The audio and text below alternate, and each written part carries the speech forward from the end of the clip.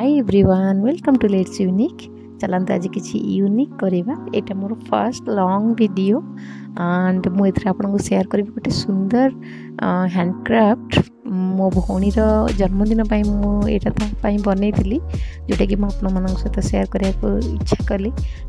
I hope आपको निश्चित भल लगे जदि मो वीडियो आपको भल लगे देन आपन भी एठू किसी आइडिया नहीं कि आपण डीओरंक एमती किसी निज हाथ में बन पारे जदि आप रुचि रखिंट तो चलते स्टार्ट करवा।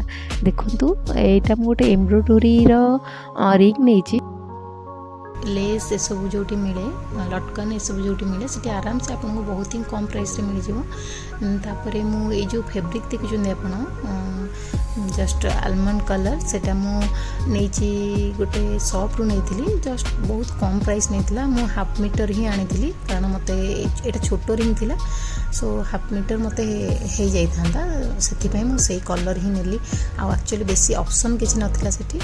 तो देखुं यही जो फैब्रिक मु कट करुँची यहाँ मो भौणीर लेहेंगार फैब्रिक जोटा कि मो मैरेज रे बनई थिला।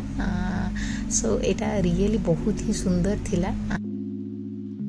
तो यही फैब्रिक मुझे यूज कली जेहेतु तार लेहेंगार फैब्रिक तो टी बेसी कनेक्ट करवा और टी स्पेशल फील कर जन्मदिन से आईटा मु गोटे छोट माने गर्ल झुलिबार पेनसिल आर्ट माने ड्र कर देइथिली तापरे गोटे गछ ड्र कर देइथिली बेसी किछि एथरे मो करिनी एतिक रे ही से बहुत ही पीटी हे गला।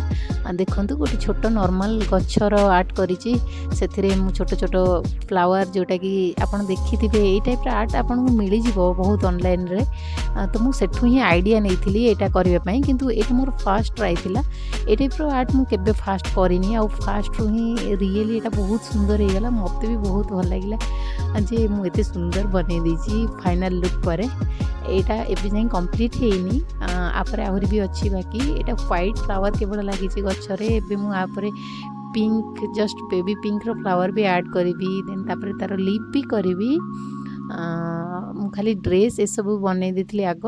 तो आपन बेसी किसी कष्ट ए करा पड़ोनी कारण ना जो गर्ल आप बनइबे तार फेस विजिबल हेनी सो आपन को इजीली आपन करें। आउ हेयर स्टाइलटा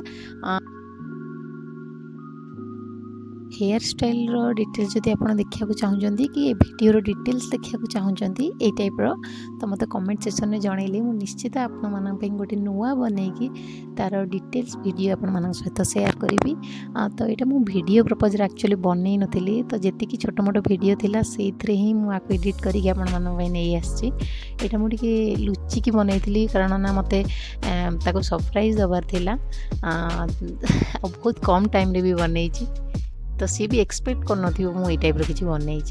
तो पॉल रे मु चारिपटे तार फेविकल साहाय्य डेकोरेट करदेवी कारण रेड कलर पॉलटा सहित मैच करनी सो पॉल लगे कि मुझे रेडी करदी टे सुखापी छाड़देली। देखु happy birthday to my sweet sister छोट छोट फ्लावर पड़ी थी भी कर देन तार दोली को डेकोरेट भी कर देखु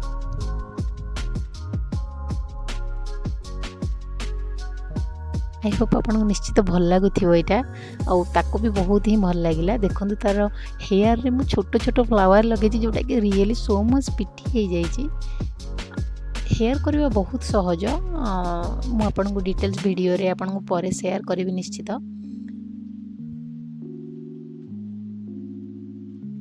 तो फाइनल लुक है सो मच पिटी। तो आप निश्चित यही भाया आइडिया नहीं कि आपणकर भौणी हूँ फ्रेंड हूँ शेयर करें बनई दे पारे। देन जदि मो वीडियो आपको भल लगी आइडिया भल लगी then like share and subscribe. Jai Jagannath follow for more. Thank you for watching.